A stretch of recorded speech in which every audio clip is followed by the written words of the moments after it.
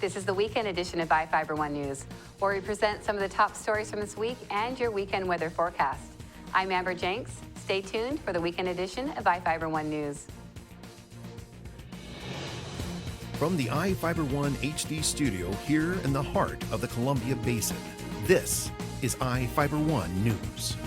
Your number one source for local news, sports headlines, and our very own Weather Center forecast covering the entire Columbia Basin. This is iFIBER 1 News, and it starts now.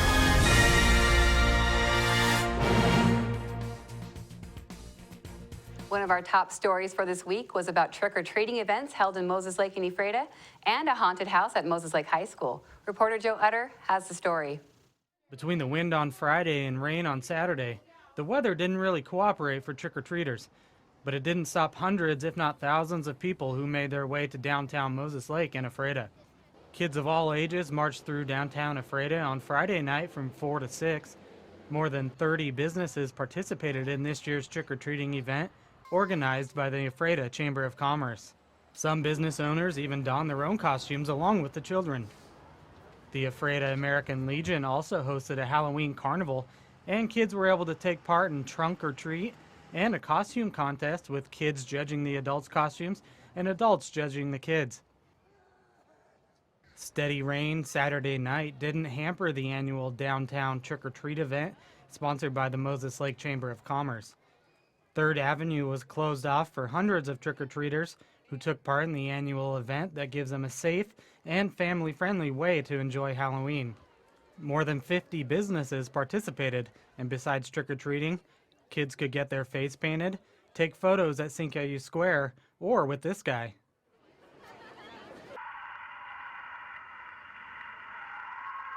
Halloween night finished off with the Moses Lake High School's community trick-or-treat event, open to kids ages 2 to 10. Families were lined up out the door much of the night as they were able to walk through the halls of the high school, which were decorated for the holiday. The annual event is sponsored by the Moses Lake Associated Student Body. The Key Club also had a photo booth set up where families could get their picture taken before going through the hallway maze and pick up their picture before they leave. The Moses Lake High School band crew again set up their haunted house for visitors, featuring surprises and scares around every corner.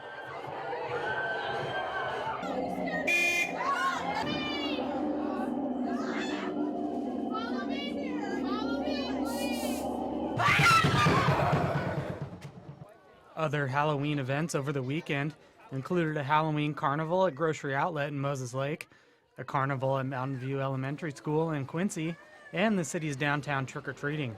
Wilson Creek also held their annual Halloween carnival on Saturday to benefit the school's Future Business Leaders of America Club, who organized the event.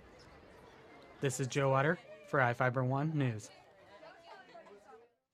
In Soap Lake, McKay Healthcare is saving money with a new boiler thanks to a grant from the Paul Lozier Foundation. Reporter Jeff Chu has the story.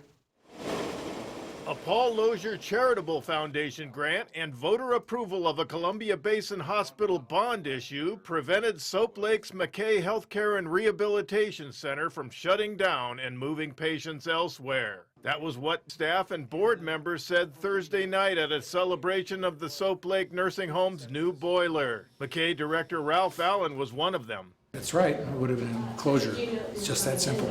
Allen said the hospital district now faces a debt to Grant County of more than $900,000 that requires cutbacks. The new boiler is projected to save McKay $35,000 in annual fuel costs. Allen and McKay Board President Jennifer Schwartz were among staffers who highly praised and thanked the Lozier Foundation for the $98,000 grant. They asked the Lozier Foundation's trustee, Mike Tabler, to symbolically cut the ribbon on the new boiler, which has been running for about a month. Tabler explained why the grant was awarded to McKay. McKay obviously provides an extremely important healthcare service to our communities, and in addition, it's a very important employer.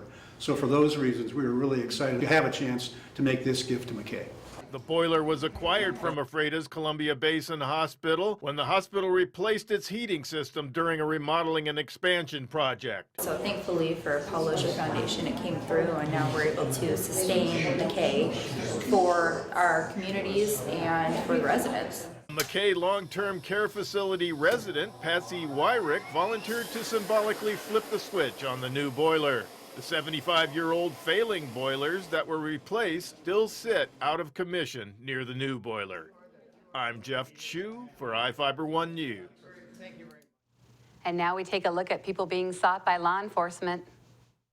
This is Sheriff Tom Jones with the Grant County Sheriff's Office. Each of the people you see here have a warrant for their arrest.